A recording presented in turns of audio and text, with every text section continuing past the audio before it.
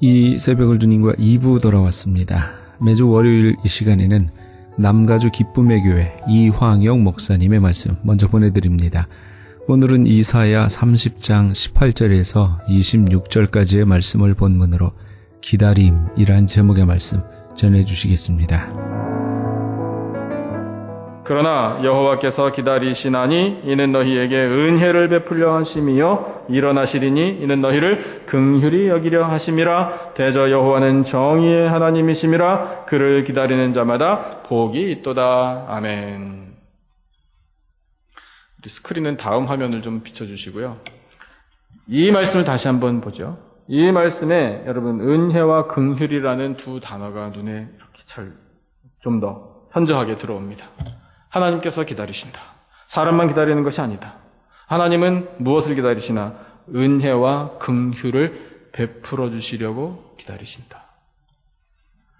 하나님은 모든 은혜와 긍휼을 이미 다 예비하셨습니다. 그러면 하나님이 기다리신다라는 마음은 내가 준비한 이 은혜와 이 긍휼을 내 사랑하는 백성들이 누려야 될 텐데 이것을 하나님께서 기다리신다는 겁니다. 여러분, 오늘 예배 나오실 때 은혜 받으실 것을 기대하시고 나오셨을 줄로 믿습니다. 여러분, 은혜 충만한 삶이 되시기를 진심으로 바랍니다. 근데 은혜를 누가 충만히 누리는 줄 아십니까? 은혜를 잘 받아주는 사람이 누리는 겁니다. 같은 말씀을 들어도요, 정말 은혜가 됩니다. 옆에 사람이 들을 때는, 좀 각박한 사람이 들을 때는 그게 뭐 이렇게 은혜가 되나? 라고 말하고 싶은 그런 느낌인데, 어떤 사람은 그 말씀이 은혜가 됐다고 이렇게 반응을 보이거든요. 그러면 여러분, 같은 말씀을 듣고 두 사람이 그런 다른 반응을 보이는데 누가 은혜 충만한 사람일까요? 은혜를 받을 줄 아는 사람이 충만해지는 겁니다. 여러분, 좀 더 쉽게 말씀드릴까요? 은혜를 아예 땡겨 받으세요. 감사의 제목들이 있으시죠? 여러분 미리 감사하십시오. 미리. 이렇게 기도하시면 좋아요. 하나님, 저에게 소원이 있습니다. 아직 이루어지진 않았지만 된 줄로 믿고 감사합니다. 라고요. 아멘 하신 분에게 그 복이 있을지어다. 된 줄로 믿고 감사합니다. 될까? 이거하고는 여러분 완전히 차이가 크게 나는 거 아닙니까? 기도는 기도고 내가 해야 되는 건 해야 되는 거고. 여러분, 하나님 얼마나 답답하실까요? 아니, 믿는다며. 이것이 하나님의 마음이라면 얼마나 답답하시겠느냐고요. 그러니까 우리는 땡겨서 감사, 된 줄로 알고요. 땡겨서 은혜, 감사합니다. 은혜 계속 누릴 줄로 믿습니다. 오늘 예배 드린 다음에 재직해도 은혜, 전도해도 은혜, 은혜 있을 줄로 믿습니다. 라고 우리가 땡겨서 은혜를 누리면 그 사람은 은혜 충만해지는 겁니다. 꼭 그렇게 은혜 누리시기를 축원합니다. 그 은혜를 하나님께서 다 예비하셨기 때문에 내가 내 백성이 은혜 누리기를 기다린다라고 말씀을 하십니다. 그러면 좀 더 자세히 어떤 은혜와 어떤 긍휼을 예비하셨나? 19절 같이 읽겠습니다. 오늘 본문 19절 다 같이 시작. 시온에 거주하며 예루살렘에 거주하는 백성아, 너는 다시 통곡하지 아니할 것이라. 그가 내 부르짖는 소리로 말미암아 내게 은혜를 베푸시되 그가 들으실 때에 내게 응답하시리라. 아멘. 그 응답 중에 어떤 응답이 제일 중요하냐? 지금 보니 이 백성이 슬퍼할 때가 됐구나. 통곡하는구나. 그 통곡을 내가 거두어주겠다. 내 백성의 눈에서 눈물을 닦아주겠다. 하나님 말씀하십니다. 이 은혜, 이것을 하나님께서 예비하셔서 내 백성들이 이 통곡을 멈추고 이 눈물을 거두고 기뻐할 날, 그날을 나는 기다리노라. 이것이 하나님의 마음이라고요. 두 번째 은혜 어떤 것인가 하면 22절도 하나님의 은혜, 예비하신 은혜와 긍휼입니다. 22절 다 같이 시작.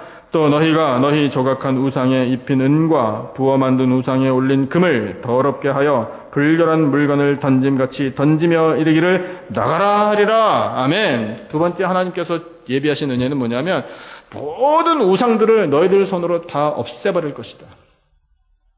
하나님 외에 도움을 삼으려고 했었던 이 모든 것, 은, 금까지 입혀가지고 아이고 이렇게 귀한 거, 이렇게 비싼 거, 이렇게 공들인 거, 그런 것들 다 불결하다, 다 더럽다, 다 소용없다, 다 헛된 것이다 라고 결단하고 내쳐버릴 것이다. 너희들 손으로.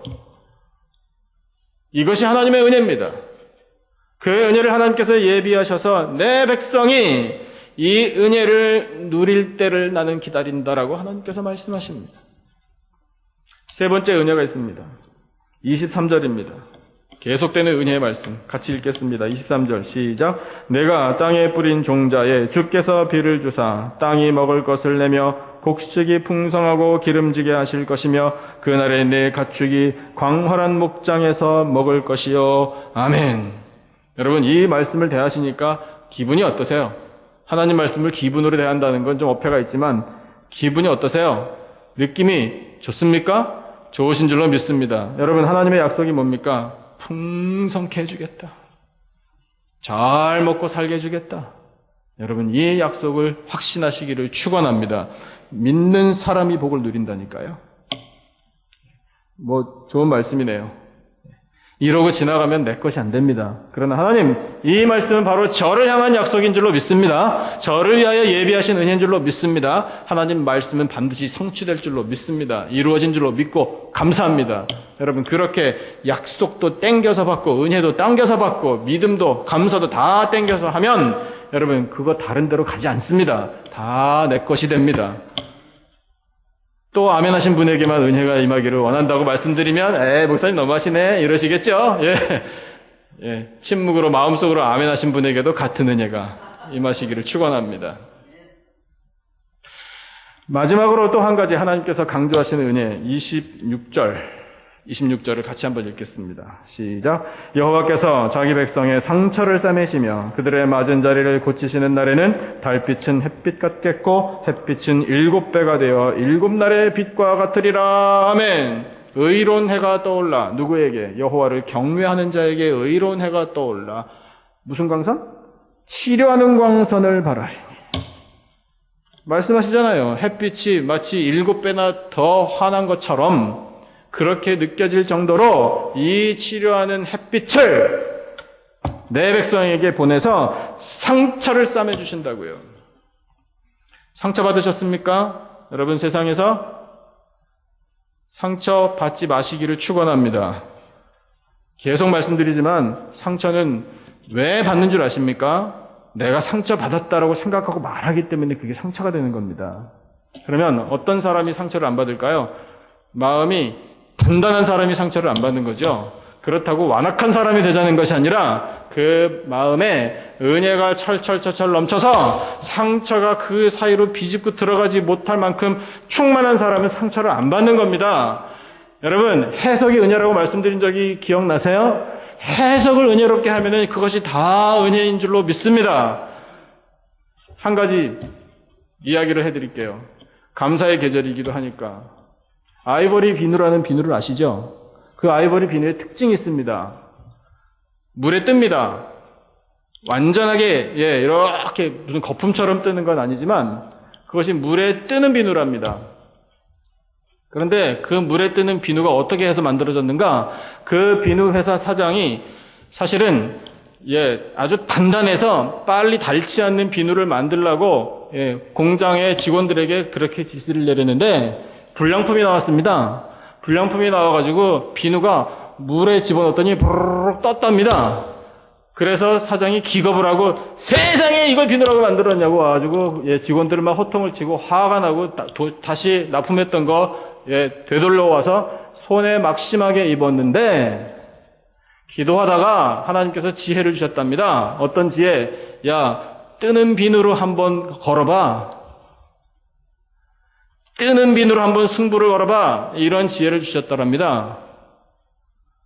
그래서 그때까지는 아무도 생각하지 못했던 그 뜨는 비누를 한번 만들어서 판매를 해봤답니다. 그랬더니 이 뜨는 비누가 사람들이 비누를 사용하기에 아주 손쉽고 가볍고 매끈매끈하고 품질도 좋아서 인기가 폭발했답니다. 그때부터 아이보리 비누, 그 뜨는 비누가 세상 말로 소위 대박을 쳤다는군요. 그러면 여러분 생각해 보십시오.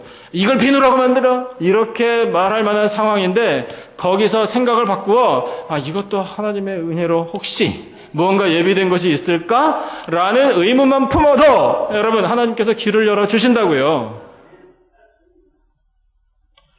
그러면 여러분, 예비하신 이 모든 은혜, 상처를 싸매주시겠다라고 하신 이 은혜의 말씀이 오늘 나에게 팍 박히면, 예, 그렇군요. 하나님께서 상처 다 싸매주시고, 다 감싸주시고, 다 위로해주시고, 다 해결해주시고, 그렇게 해주실 줄로 믿습니다. 라고 믿는 사람은 은혜를 누리는 거예요. 하나님의 마음 기다린다. 이 상처를 싸매줄 은혜를 나는 예비했는데 내 백성이 그렇게 위로를 얻고 회복의 은혜를 누리기를 기다린다. 이것이 하나님의 마음이에요. 성경에 보면 하나님의 뜻대로 쓰임받은 사람들은 다 기다리는 사람들입니다. 간단하게 살펴보죠. 노아 방주를 만들라 기다렸습니다. 방주 만들고 언제 비가 오나, 언제 이 땅에서부터 샘들이 터지나 라고 기다린 건 아닙니다. 우리가 얻을 수 있는 교훈이 있는데 성경에 나와 있는 기다림의 사람들은 두 손 놓고 기다린 거 아닙니다.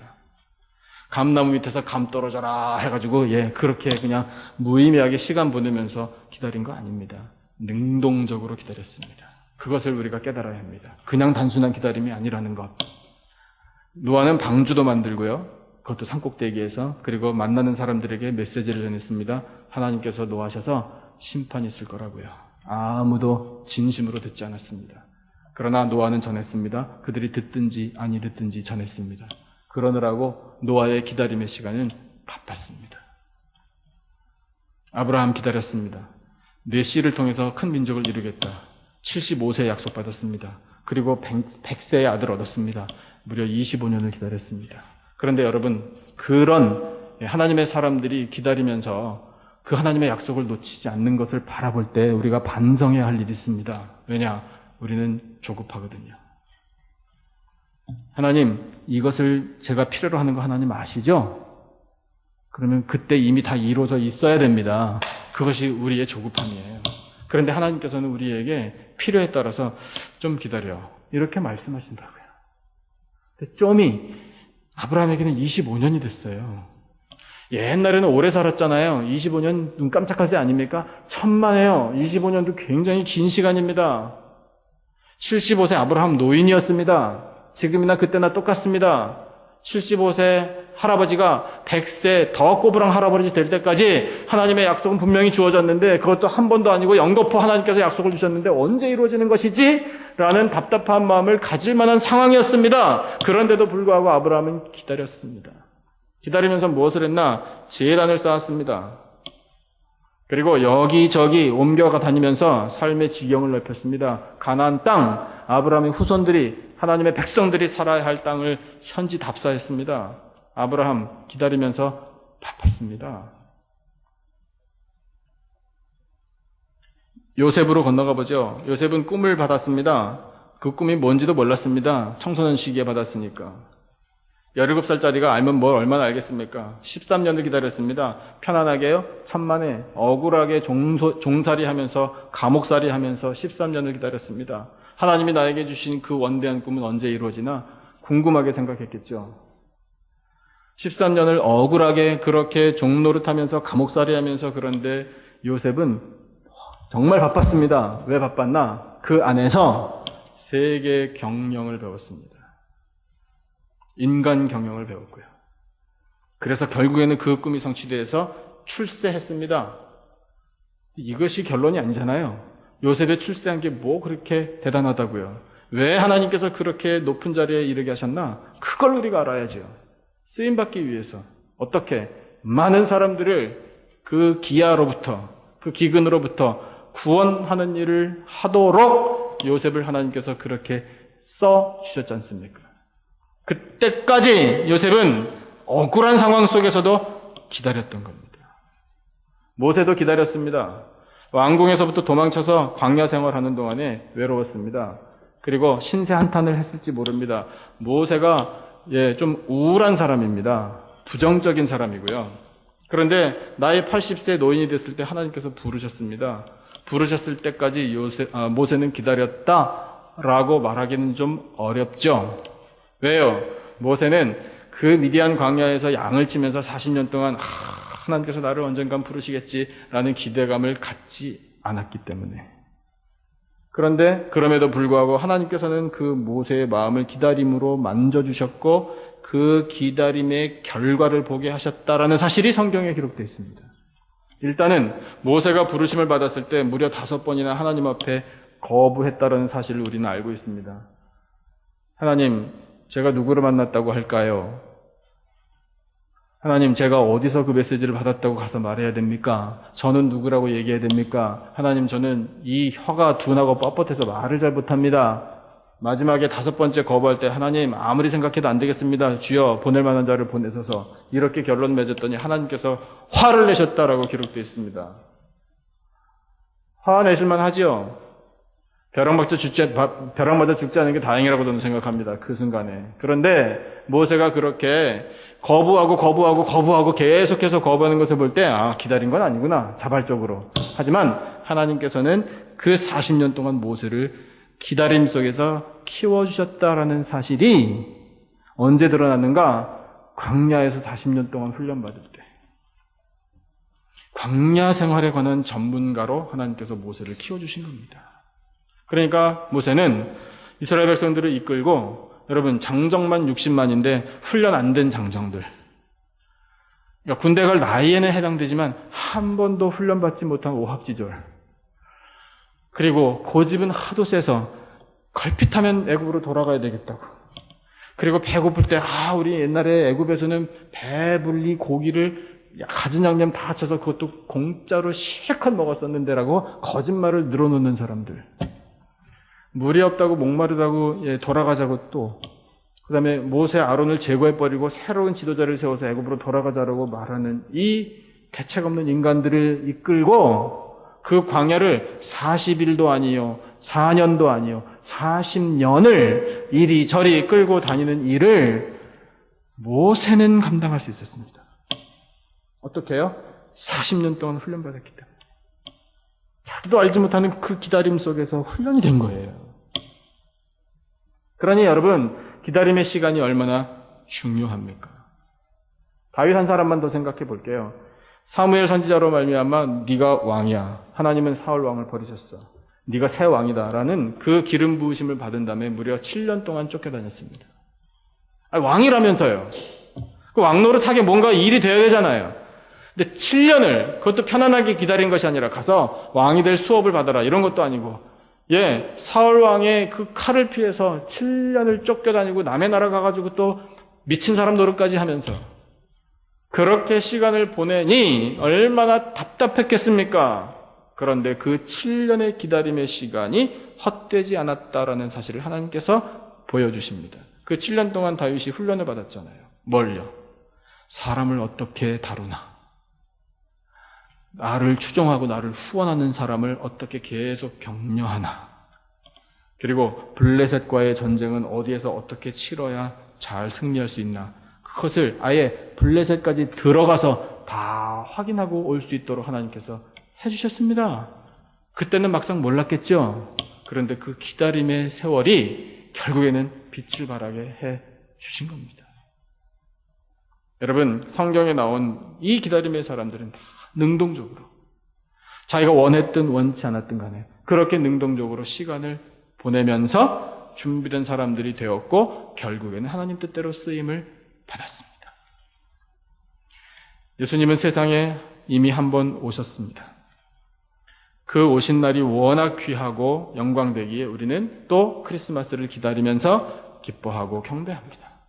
여러분, 주변에 많은 사람들에게 12월이 됐으니까, 오늘 12월 맞죠? 12월 1일 첫날 아닙니까? 12월이 됐으니까 크리스마스 메시지를 마음껏 전하십시오. 마음껏 예수님 세상에 오신 날을 축하하시기 바랍니다. 그리고 우리 믿음의 사람들은 다시 오실 예수님을 기다리는 사람들임도 선포하시기를 바랍니다. 여러분, 우리는 확신합니다. 예수님 반드시 다시 오실 줄로 믿습니다. 그 다시 오실 예수님을 우리가 준비하고 기다리다가 맞아야 할 것 아니겠습니까? 시편 40편 1절 말씀이 우리를 기다리고 있네요. 같이 읽겠습니다. 시작. 내가 여호와를 기다리고 기다렸더니 귀를 기울이사 나의 부르짖음을 들으셨도다. 아멘. 여러분, 우리가 다시 오실 예수님을 기다리면서 해야 할 일이 바로 이것입니다. 부르짖음, 이 기도의 사람들이 진정한 기다림의 사람들입니다. 우리 모두에게 기도가 회복되기를 축원합니다. 틈만 나면 기도, 무슨 일이 있어도 기도 먼저, 기도하여 하나님의 뜻을 구하는 것을 최우선 순위로 삼는 우리 모두가 되기를 축원합니다. 깨어서 할 일이 바로 기도다라는 사실을 하나님께서 가르쳐 주셨기 때문입니다. 또 한 가지 우리가 기다리면서 해야 할 일은 사명을 감당하는 일입니다. 그 다음 말씀, 하박국 말씀을 한번 볼까요? 같이 읽겠습니다. 시작. 이 묵시는 정한 때가 있나니 그 종말이 속히 이르겠고 결코 거짓되지 아니하리라. 비록 더딜지라도 기다리라. 지체되지 않고 반드시 응하리라. 아멘. 기다리라. 반드시 응하리라. 하나님의 약속입니다. 그때까지 우리는 무엇을 해야 하나? 주신 사명을 감당해야 합니다.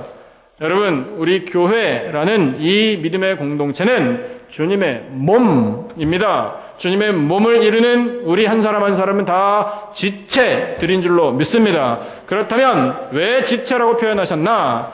불필요한 사람은 단 한 사람도 없기 때문입니다. 다 각자가 맡아서 해야 할 고유한 사명들이 있습니다. 그리고 그렇게 힘을 모아서 건강한 주님의 몸을 이루어야 하는 공통적인 사명들도 있는 것입니다. 여러분, 세상에 존재하는 모든 교회는 5가지 기본적인 사명을 충실하게 감당해야 합니다. 예배, 선교, 교육, 교제, 봉사, 이 5가지 사명은 어떤 것도 우선순위를 따질 수가 없는 것이고 경중을 가릴 수가 없는, 다 감당해야 하는 중요한 사명입니다. 일맥상통하는 겁니다. 결국 예배가 선교가 되는 것이고, 선교가 교육이 되는 것이고, 교육이 교제가 되는 것이고, 교제가 봉사가 되는 겁니다. 다 한 가지입니다. 우리는 이 사명 5가지 기본적인 사명에 충실해야 합니다. 그 사명을 충실하게 감당하시라고 재직회도 하는 거고 전도회도 하는 겁니다. 그냥 모일 때가 됐으니 모인다. 여러분, 이제 그런 거 그만합시다. 우리 그냥 여태까지 해왔으니까 그 습관대로 그냥 해야 되나? 여러분, 이런 생각을 아예 없애버리고 이제는 새롭게 출발하기를 바랍니다. 여러분, 우리는 기다리면서 사명을 감당하려고 모이는 겁니다. 사명을 감당하려고 재직회로서 또 사명도 감당하는 것이고, 내 역할도 감당하는 것이고, 그리고 의견도 모으는 것이고, 또 재정에 관해서 기도도 함께 하는 것이고요. 그 다음에 사명을 감당하기 위하여 전도회로 모이는 겁니다. 전도회 아닙니까? 전도회가 모여서 해야 할 일은 뭡니까? 말씀하기 싫으신가 봐요? 싫으셔도 어쩔 수 없어요. 이건 사실이에요. 전도예요.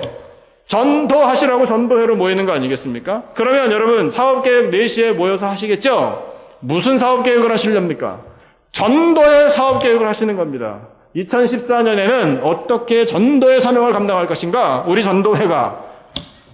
그러면 됩니다. 복잡할 거 하나도 없습니다. 무슨 교회의 사역을, 어떤 사명을, 어떤 사업을 해가지고 이렇게 추진할 것인가? 예, 여러분, 고민하실 필요 하나도 없어요. 전도를 어떻게 할 것인가? 그러면서 기다리는 겁니다. 예수님 다시 오실 때까지. 꼭 그렇게 하시기를 축원합니다. 하나님께서 말씀하십니다. 내가 기다린다고요. 그리고 그 하나님께서 예비하신 은혜와 긍휼을 기다리는 그 사람마다 복이 있다라고 말씀하십니다. 여러분, 하나님의 은혜와 긍휼, 예수님 다시 오심을 우리 기다리면서 기도하고 사명을 잘 감당하여 하나님의 영원한 영광에 동참하는 저와 여러분이 되시기를 주님의 이름으로 축원합니다.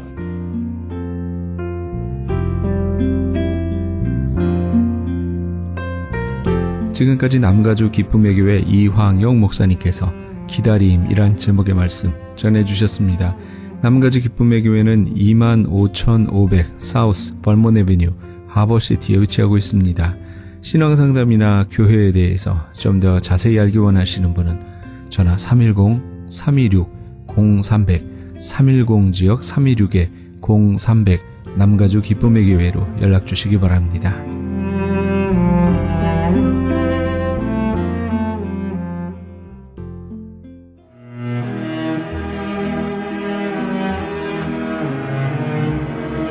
크리스천 헤럴드는 신문과 라디오는 물론 TV, 인터넷을 통해 예수님의 복음을 가장 멀리, 가장 많이 전하는 종합 미디어입니다. 이런 사역을 감당하기 위해서는 우리 애청자 여러분의 후원과 기도가 절실히 필요합니다.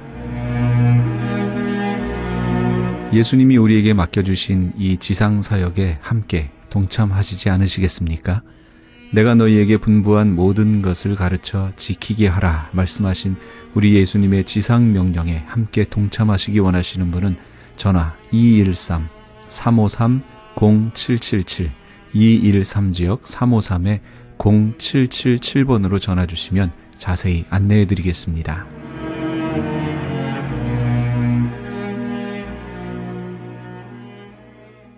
지금 여러분께서는 AM 1650과 인터넷을 통해 미 전역과 전 세계에서, 하와이에서는 AM 1540으로 방송되는 크리스찬 헤럴드의 이 새벽을 주님과 2부 함께하고 계십니다.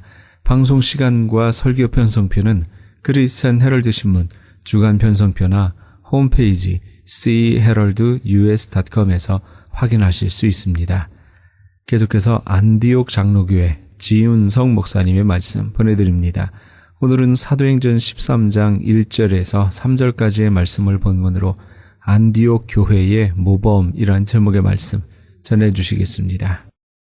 정말 좋은 교회는 어떤 교회냐? 좋은 시설, 주차장, 성도들의 구성 분포도 여러 가지로 우리가 생각할 수 있지만 제일 좋은 교회는 그 교회 안에서 예수님께서 어떻게 역사하시고 예수님이 그 교회의 주인으로서 예수의 말씀이 그 교회의 모든 것의 중심이 되느냐 아니냐, 이것이 가장 중요합니다. 왜냐? 교회는 바로 예수님의 몸이라 그랬거든요. 교회는 뭐냐? 교회의 머리는 예수님이에요. 예수님이에요. 또 예수님은 교회를 사랑하고 계시고 예수의 말씀에 의해서 교회가 다스리지거든요. 근데 교회 안에서 하나님의 말씀도 등한히 하고 큰소리 내는 사람들, 똑똑한 사람에 의해서 좌지우지되고 예수님이 주인이 안 되면 그건 교회가 아니라는 거예요. 사람들은 무슨 장사 속으로 이권 때문에 그런 교회를 찾아갈 수도 있지만 절대로 그것은 좋은 교회가 아니에요. 마치 그런 교회들은 여러분, 안고 없는 찐빵, 보기는 맛있는데 그 속에 팥이 비싸다고 어떤 사람은 장사할 때 팥을 많이 집어넣고 안고를 많이 집어넣어야 맛있잖아요. 그냥 밀가루만 부풀려 가지고 속은 아무것도 없으면 그게 무슨 맛이에요? 만두를 빚으면 만두 속이 맛있어야 되잖아요. 꽉 차야지. 그냥 만두피를 그냥 두껍게 해가지고 뚫뚫뚫 말아가지고 그런 만두 먹을 수 있어요? 그런데 사람들은 그런 교회들, 속이 없는 교회들, 겉만 멀쩡하다고 그런 교회를 쫓아다니는 사람들이 참 많이 있다는 거예요. 그건 아니라는 거예요. 교회는 예수님이 주인이 되어야 되는데 우린 그걸 기억해야 돼요. 안디옥 교회는 어떤 교회였느냐? 바로 그런 교회였다는 거예요. 사도행전 11장 21절에 보면 주의 손이 그들과 함께 하심에, 예수님이 함께 하시고 예수의 권능과 예수님의 살아계심이 그 교회 안에서 나타났어요. 얼마나 이것이 놀라운 사건인지 몰라요.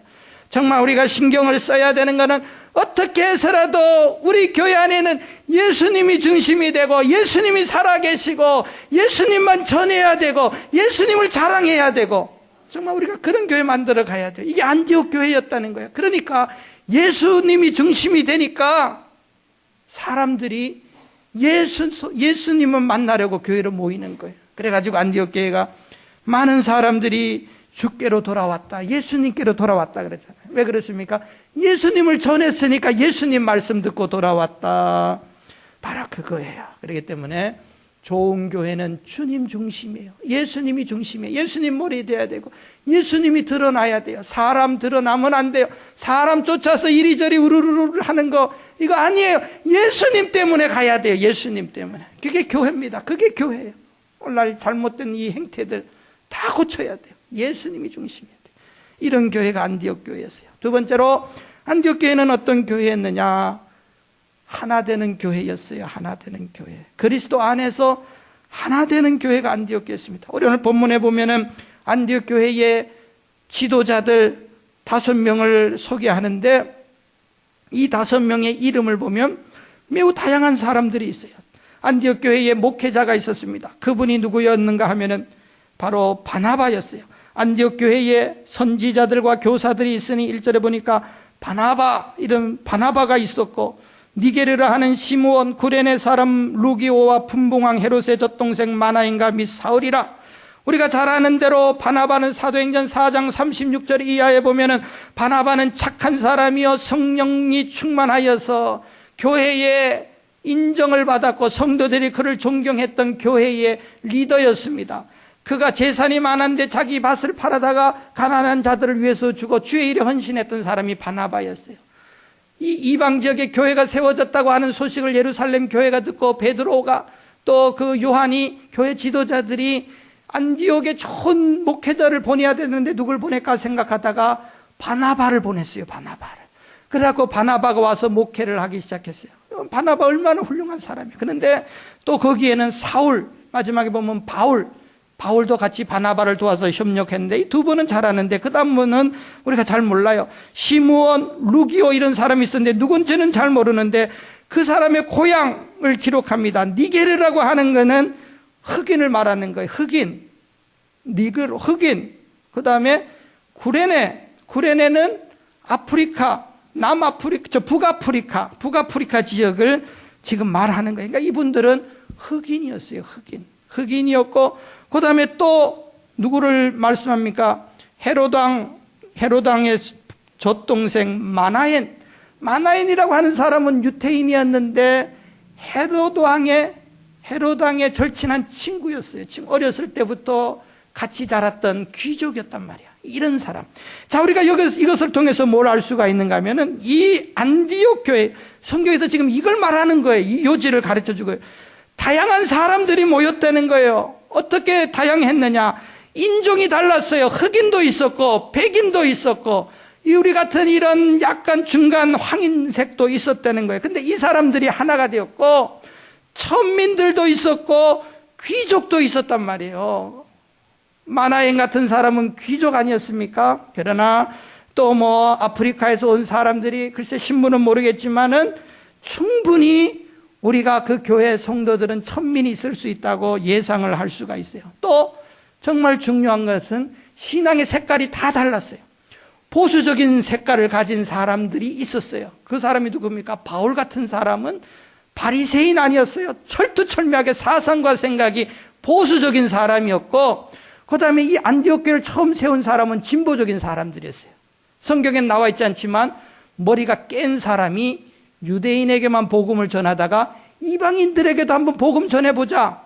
그래가지고 이방인들에게 복음을 전하다가 이 교회가 생겨난 거거든요. 그러니까 이 교회 안에는 진보적인 사람과 보수적인 사람과 나이가 든 사람과 젊은 사람과 흑인도 있었고 백인도 있었고 귀족 천민 다 있어가지고 한 교회를 이루어 갔다는 거예요. 근데 우리가 여기서 본받을 것은 뭡니까? 우리의 모습을 한번 보자는 거예요. 한국 교회를 보고 우리 자신을 보자는 거예요. 여러분 그렇습니까? 우리들은 얼마나 4분 5율 남과 북이 갈라져 있어요. 동서가 갈라져 있어요. 그러니까 지역적으로 보면 한국은 사방이 다 갈라진 겁니다. 전라도, 경상도, 북한, 남한 갈라져 있잖아요. 그 다음에 진보와 보수가 지금 갈라져 있어요. 한국 교회도 진보, 보수가 또 갈라져 있어요. 그렇죠? 얼마나 지금 심각하게 갈라져 있습니까? 세대 간에 갈라져 있지 않습니까? 투표를 해도 나이 든 사람, 젊은 사람 완전히 찍는 사람이 다릅니다. 교회 안에서도 똑같아요. 똑같은 일이 벌어집니다. 왜 이런 일이 벌어질까? 본래 한국 교회는 전통적으로 그런 교회였어요. 이 잘못되어 가는 것을 그 피를 물려받은 거예요. 본래 분열하고 갈라지고 이런 교회들이었어요. 그러니까 이런 교회들 가지고는 세계 리더 교회가 될 수 없습니다. 하나님이 쓰시지를 않습니다, 여러분. 우리가 그런 걸 심각하게 받아들여야 해요. 한국의 초창기 교회가 생길 때에 승동교회 종로 2가에 승동교회 있잖아요. 유명한 교회 아니에요.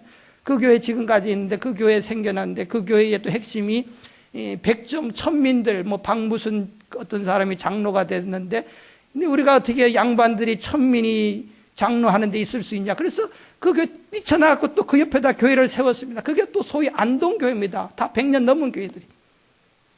처음부터 한국교회는 이런 분열의 역사들 이런 역사들이 있었어요. 그냥 얼마나 싸우고 지지고 볶는 일들이 교회 안에서 많이 벌어집니까? 그런데 우리가 하나님께서 교회의 모델로 세우는 이 안디옥 교회는 절대로 이런 여러 성향의 사람들이 다투지를 않았다는 거예요. 성경에서 교회에 대해서 뭐라고 말합니까? 고린도전서 1장 10절에 바울은 분열하고 있는 고린도 교회 성도들을 향하여서 이런 말합니다. 형제들아, 내가 우리 주 예수 그리스도의 이름으로 너희를 권하노니 다 같은 말하고 교회에서 해야 될 일은 같은 말, 같은 마음, 같은 뜻으로 온전히 합하라는 거예요.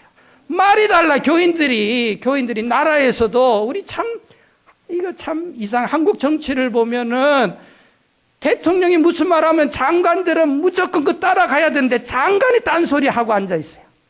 그러니 나라 꼴이 되겠습니까? 교회 안에도 마찬가지예요. 같은 말, 같은 마음, 같은 뜻으로, 이게 하나님이 원하시는 하나님의 뜻이에요. 하나님의 뜻. 이게 좋은 교회예요.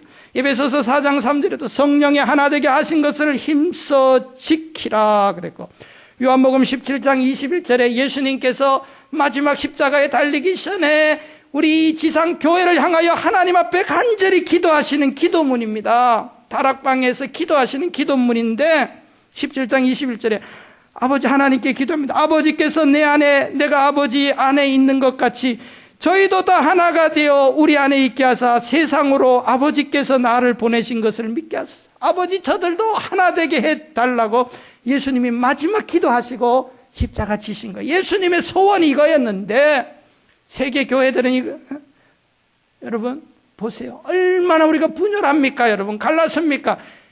적당한 이유를 대가면서 물론 우리가 신앙의 차이가 나는 것은 하나가 될 수가 없어요. 그러나 대부분의 분열의 역사는 그런 게 아니었어요. 자기 이권, 욕심, 자기 기득권을 지키기 위해서 이렇게 하나님의 교회를 흩어놓고 찢어놓은 것들이에요.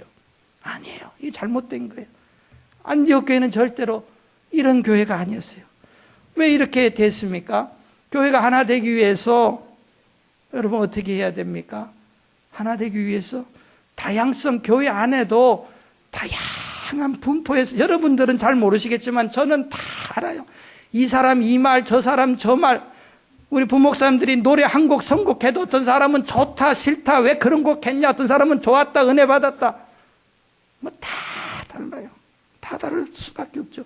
1세 2세 다르고, 한국에서 온 연도에 따라서 70년도에 온 사람, 80년도에 온 사람, 여기서 태어난 2세 다 생각이 다르고 신앙의 어떤 성향이 다 다릅니다. 여러분 그렇지만 구원과 복음과 이런 것에 위배되지 않는 한 그저 교회 안에서 인정해 주는 거예요. 인정해 주는 거예요. 보세요. 우리 교회 안에도 얼마나 보수적인 신앙과 또 그렇지 않은 신앙, 보세요. 두 가지 예를. 어느 분이 우리 금요 기도회 때 열심히 나오셨는데, 옛날에, 지금 없어요 그분들은. 근데 예를 든 거예요. 늘 이렇게 열심히 인도자가 열심히 하시는데 복음성가나 또 박수 칩시다 해도 부흥회 때도 혼자 탁 안 하셔서 저번에 불쾌하셔서 저러나 제가 한번 물어봤어요. 왜 박수 안 치시고 복음성가 안 부르세요? 했더니 목사님, 내가 처음 신앙생활 하던 어느 교회는 절대로 목사님이 그렇게 하시면 안 된다고 그렇게 하시더라고요. 그래서 저는 이 교회 담임 목사니까 제가 이제 쳐도 된다고 하니까 제지도 받으시고 치세요 했는데 안 쳐요. 끝까지 안 쳐요. 저희가 아무 소리 안 했어요. 다양성을 인정하겠다. 그분의 신앙이기 때문에 쳐도 되고 안 쳐도 되고, 안 친다고 지옥 가고 그런 건 없잖아요. 또 어떤 분은 또 얼마나 또 그거와 또 다른 신앙생활을 또 다른 분이 교회 안에 있는지 보세요. 어느 분이 교회 안 나와서 신방을 갔더니 나한테 딱 하는 소리가, 왜 안 나오죠? 제일 싫은 게요, 안디옥 교회 찬송가 때문에 안 간대요. 웬 찬송가 했더니, 요새 목사님 누가 찬송가 부릅니까 요새? 나 그 말을 이해를 못해서, 아니 예배 시간에 찬송가 안 부르는 교회 있어요? 그랬더니 전에 있던 교회는 찬송가 안 부른다는 거예요. 없다는 거예요. 찬송가가. 그거 싫다는 거예요. 얼마나 달라. 제가 그 다음부터 아무 소리 안 했어요. 그 다양성 인정해 주기 위해서. 믿음이 자라고 하면은 조금 수용할 수 있을 정도로 그렇게 될 것 같아서. 여러분 보세요. 교회 안에서 시끄러운 것이, 누가 가방을 새로 사오면은 저게 진품인지 짝퉁인지 그런 거 관심입니까? 머리 파마를 하고 옷을 야리꾸리하고 입으면 어쩌고 저쩌고. 교회 안에서 시끄러운 건 다 그런 것 때문이야. 그런 거와 구원과 무슨 상관이 있어요? 그렇잖아요. 인정해 주는 거예요.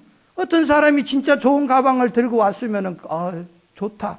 짝퉁 들고 와면 아이고 창피하게 짝퉁을 들고 댕기네. 저 가짜야 가짜. 저 뒷골목에서 샀어. 신경 쓸 거 없어요. 신경 쓸 거 없다고요. 그냥 그렇게 사는 거예요. 이런 것 때문에 교회에 시끄러움이 와요. 다양성을 인정해 주는 거예요. 다양성. 그러려니. 바로 그거예요. 그거. 두 번째로 교회 안에서는 항상 예수님의 따름을 따라가야 되는 거예요. 어느 교회가 하도 시끄럽게 싸우는데 해결이 안 돼. 그 이제 노회에서 목사님들이 파견을 나가셔서 지도를 해도 반대파에서는 또 그걸 수용을 못해 계속해서 싸우는 거예요. 싸우니까 안 되겠다 싶어서 어떤 사람이 제안을 했어요. 그래, 좋다. 세상에서 제일 크고 성능이 좋은 슈퍼컴퓨터를 한번 갖다 놓고 그 컴퓨터에게 물어보자. 문제점들을 다 넣었어요. 한쪽 주장, 반대쪽 주장 다 집어넣고 컴퓨터를 돌렸습니다. 해답을 찾으려고. 컴퓨터가 계속해서 에러가 나고 자국은 그래서 결론을 냈는데 뭐라고 결론 냈느냐? 나도 모르겠다. 예수님께 물어봐라. 그게 해답이야. 그게 해답. 교회의 문제는 예수님, 성경에 다 답이 있어요. 예수님의 답이 뭐예요? 예수님은 그러셨잖아요. 요한복음 13장 34절에 새 계명을 너희에게 주노니 서로 사랑하라. 내가 너희 사랑한 것 같이 예수님 관용하시고 이해하시고 용서하시고 70번씩 7번이라도 용서하시고 예수님처럼만 하시면 되는 거예요. 사실 어렵죠. 상대방의 실수를 이해하고 용납하고 시간이 많이 없기 때문에 제목만 말씀드리겠어요. 바울은 디도서 3장 2절에 아무도 해방하지 말며, 해방이라고 하는 건 자꾸 시비 걸지 말라는 거예요. 성경에 다 있잖아요. 다투지 말며 관용하고 그냥 웃어 넘기라는 거예요. 온유함으로, 온유라고 하는 건 질들어진 양을 말을 말하는 거예요. 예의 범절을 말하는 거예요. 신사를 말하는 거예요. 너무 쪼잔하게 굴지 말라는 거예요. 인생을. 성경에 다 있잖아요. 대답이. 에베소서 4장 2절에 모든 겸손과 온유하고 오래 참음으로 사랑 가운데서 서로 용납해주고 넘어갈 수 있다는 거예요. 그게 안 돼요. 그게 안 되는 거예요. 왜 그렇습니까? 성령은 하나 되게 하시고 성령은 같은 뜻, 같은 생각, 같은 말을 교회에서 해라 그랬는데 마귀는 디아블로스 원어가 어디서 났습니까? 분열자, 파괴자, 정신분열. 이 다 마귀 역사입니다, 여러분. 이런 것들, 분열, 마귀 역사, 이건 물리치고 하나님을, 여러분, 빛이 어둠을 두려워하는 게 어둠이 빛을 무서워하는 거예요. 예수 믿고 성령 충만한 사람이 가면 다 물러가는 거예요, 악한 역사들. 그렇잖아요. 빛과 어둠이 어떻게 같이 공존합니까? 교회 안에서 성령 충만하고 내가 은혜 충만하면 그까짓 거는 다 물러간다 이 말이에요. 아무것도 아니에요. 안디옥 교회 왜 좋은 교회입니까? 이렇게 충분히 갈라지고 싸우고 할 수 있는 교회가 그런데 포커스를 맞추지 않고 복음 증거하는 일에 포커스를 맞추니까 힘이 글러가는 거예요. 힘이 글러가는 거예요. 그러니까 이 사명을 감당하게 되고, 세 번째로 안디옥 교회는 예배를 잘 드렸어요. 여러분, 예배 이게 핵심입니다. 신앙생활 예배 잘 드리기 위해서 일주일 내내 우리가 봉사하시고, 예배 때문에 주차위원들, 식당 예배 잘 마치고 하는 분들 봉사하시고 다 예배 때문이에요. 예배 등한히 하면 이거 안 돼요. 이 말씀이 어디 있느냐? 2절에 보면 이 안디옥 교회가 어떻게 주를 섬겨 금식할 때에, 섬긴다고 하는 이 표현을 오늘날에는 이렇게 하지만은 이 원어 성경에도 또 세번역 성경에도 보면은 주를 섬긴다고 하는 것이 주를 예배한다는 거예요. NIV 성경에 보면은 while they were worshiping이라고 하면서 뭡니까? 패스팅이라고 하는 금식을 쓰는데 이 말이 어떻게 연결되는가 하면은 예수님께 예배 잘 드리기 위해서 금식한다는 말이에요. 이 말은 주중 내내 한 끼씩 금식한다는 거. 뭐 때문에? 예배 은혜 받으려고. 이게 이해가 안 가시면 이렇게 생각하면 돼요. 우리 교회도 1부, 2부 예배 전에 8시 반에 10시 30분, 25분쯤에 중보기도회 있잖아요. 무슨 예배입니까? 예배 잘 드리기 위한 중보기도회잖아요. 근데 안디옥 교회는 금식하면서 그렇게 했다는 거예요. 금식하면서. 예배가 핵심이었다 이 말이에요. 이 사람들은.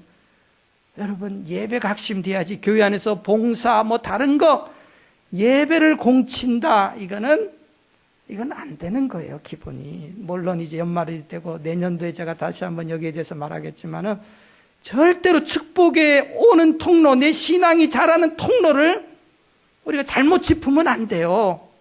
이런 기본적인 거를 잘못 짚으면 안 돼요.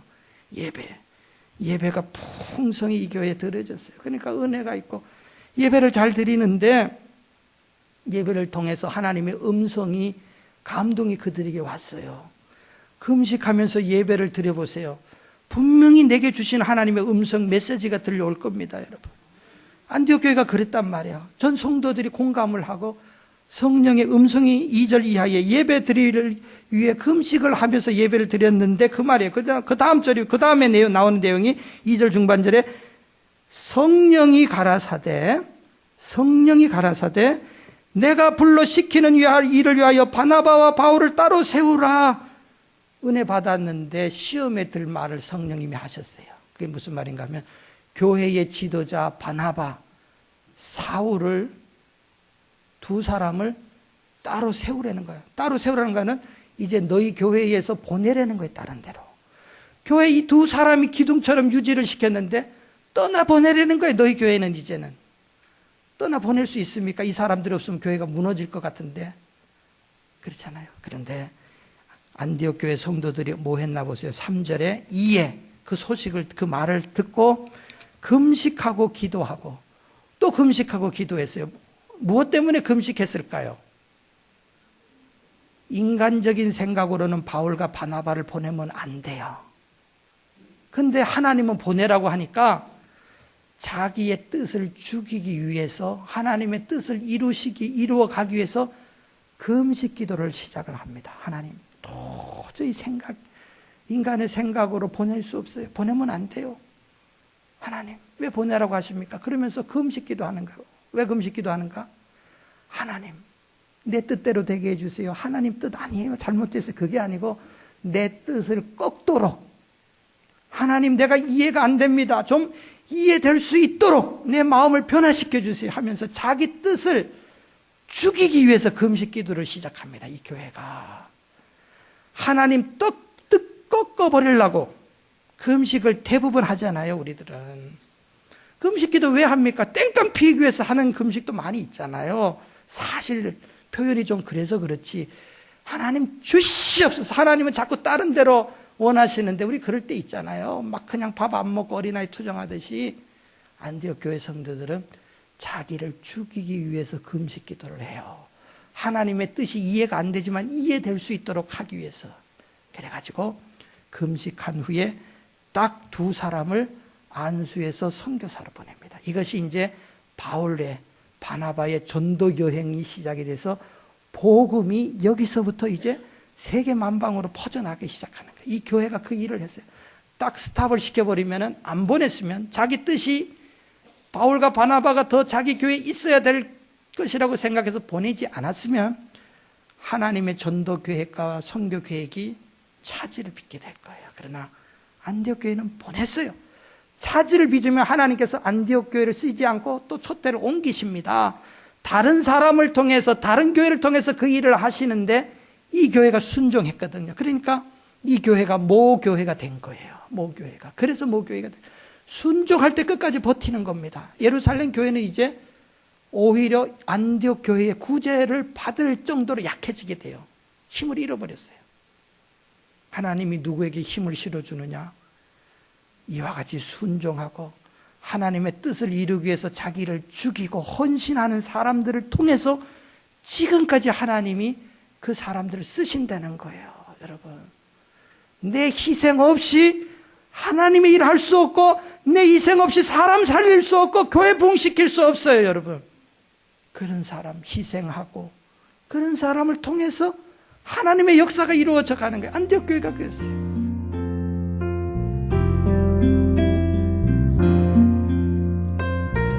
지금까지 안디옥 장로교회 지윤성 목사님께서 안디옥 교회의 모범이란 제목의 말씀 전해주셨습니다. 안디옥 장로교회는 2720 몬트로즈 애비뉴 몬트로즈에 위치하고 있습니다. 신앙상담이나 교회에 대해서 좀 더 자세히 알기 원하시는 분은 전화 249-2871, 818 지역 249-2871 안디옥 장로교회로 연락 주시기 바랍니다.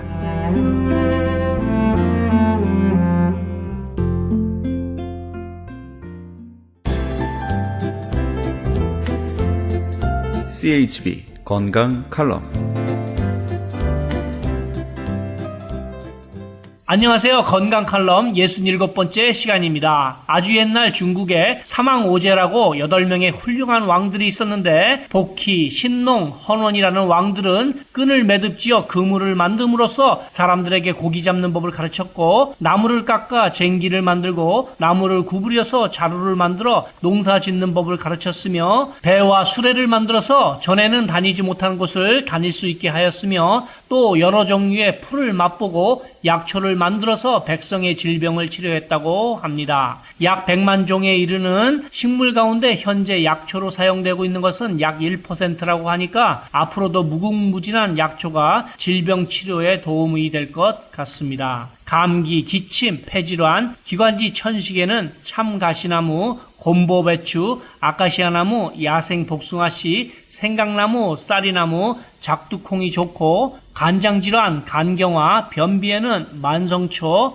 어린 보릿잎, 다슬기, 민들레, 백화사설초, 인동덩굴, 사철쑥이 좋으며, 심장질환, 중풍, 혈압, 협심증, 저혈압, 당뇨병에는 겨우살이, 목이버섯, 천마, 한삼덩굴, 노박덩굴, 뱀딸기를, 정력감퇴, 비뇨기, 생식기 질환에는 호장근, 오이풀, 삼지구엽초, 까마중, 쌀이나무 등이 좋습니다. 간암, 위암, 폐암, 자궁암, 대장암, 식도암, 피부암, 전립선, 암 등도 약초로서 치료할 수 있습니다. 그렇지만 이렇게 많은 약초는 알기도 어렵고 구하기도 쉽지 않을 것 같은데, 약초를 구하는 방법을 찾아보기 전에 왜 양약이 있는데 약초를 먹어야 하는지를 보면, 불과 100년 전만 해도 약하면 한약을 의미하였는데 점점 좋은 것을 찾다 보니까 한복과 양복처럼 한약과 양약이 생겨났습니다. 양약을 실험실에서 실험해보면 분명히 세균을 죽이는 데는 탁월한 효능을 보이지만 면역세포까지 함께 죽이므로 또 다른 질병을 유발시키는 치명적인 단점을 갖고 있는 반면에, 한약은 자연 그대로 사용하기 때문에 좋습니다. 흔히 약초는 깊은 산속에 있으며 보통 사람은 여간에서 찾아내기 어려운 것으로 생각하지만, 약초는 산과 들에 널려 있으며 채취하는데 특별한 기술이 필요하지 않고 마음만 먹으면 누구나가 산삼이나 자초처럼 귀하고 구하기 어려운 것은 제외하고는 손쉽게 구할 수 있습니다. 당뇨병, 암, 고혈압 같은 만성병들을 가장 흔한 풀뿌리나 나무 껍질 같은 것으로 고칠 수 있지만, 한방의 큰 단점은 손쉽게 구하거나 먹을 수 없다는 것에 있습니다. 저는 여기서 무슨 병에 걸렸든지 큰 효과를 줄 수 있는 신비한 기적의 영양제 M3를 소개합니다.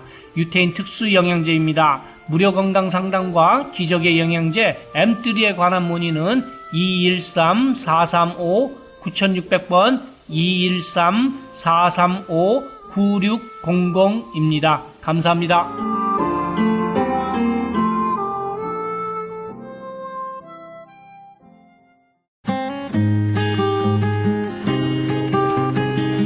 교계 게시판.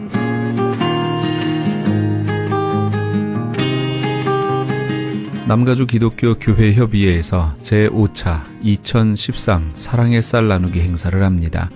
연말연시를 맞아 소외되고 외로운 이웃들에게 사랑의 마음으로 정성을 담은 쌀을 한 포씩 나누면서 그리스도의 사랑을 실천하고 주님의 사랑을 나누기 위해 실시하는 사랑의 쌀 나누기 행사는 교계단체는 물론 LA 한인회, LA 상공회의소, 민주평통 LA, 한국문화유산재단, LA 한인간호사협회, LA 한인영화인협회 등 각종 한인단체와 기관들 모두 36개의 단체가 참여합니다. 본 행사는 12월 31일까지 사랑의 쌀 모금을 실시하며, 모금된 기금으로 구입한 쌀은 12월 21일부터 12월 28일 오전 10시에서 오후 2시까지 LA 총영사관과 지정된 교회에서 배부하게 됩니다. 현재 후원금 접수는 남가주 교회협의회에서 하고 있으며, 좀 더 자세한 문의는 전화 323-735-3000번, 323지역 735-3000번으로 문의하시기 바랍니다. 그레이스 미션 대학교에서 2014년도 봄학기 신입생을 모집합니다. 본 학교는 플러튼에 있는 은혜 한인교회 캠퍼스에 있으며 제공하는 학위는 4년제 학사, 2년제 석사, 3년제 목회학 석사, 그리고 선교학 박사 과정이 있습니다. 그레이스 미션 대학은 ABHE와 트랙스 정회원 학교입니다. 특히 선교학 석사와 선교학 박사 과정 신입생을 환영합니다. 2014 봄학기 개강은 2월 3일에 있습니다. 그레이스 미션 대학교를 소개하는 오픈하우스가 11월 26일 화요일 오후 7시에 은혜 한인교회 본당에서 있습니다. 좀 더 자세한 사항은 714-525-0088 714지역 525-0088번으로 문의하시기 바랍니다. 예수사랑 세계 선교회에서 제9회 사랑의 음악회를 엽니다. 예수사랑 선교회는 LA 다운타운에서 노숙자를 대상으로 선교를 하는 선교단체입니다. 일시는 12월 7일 토요일 오전 10시에서 오후 3시까지며 장소는 806 이스트 유가 스트릿에 있는 글레이스 파크에서 있습니다. 좀 더 자세한 사항은 213-435-2266 213지역 435-2266 행정담당 이상권 목사에게 문의하시기 바랍니다. 교계 게시판에 대한 좀 더 자세한 사항은 크리스천 헤럴드 신문 교계 소식란을 참조하시기 바랍니다.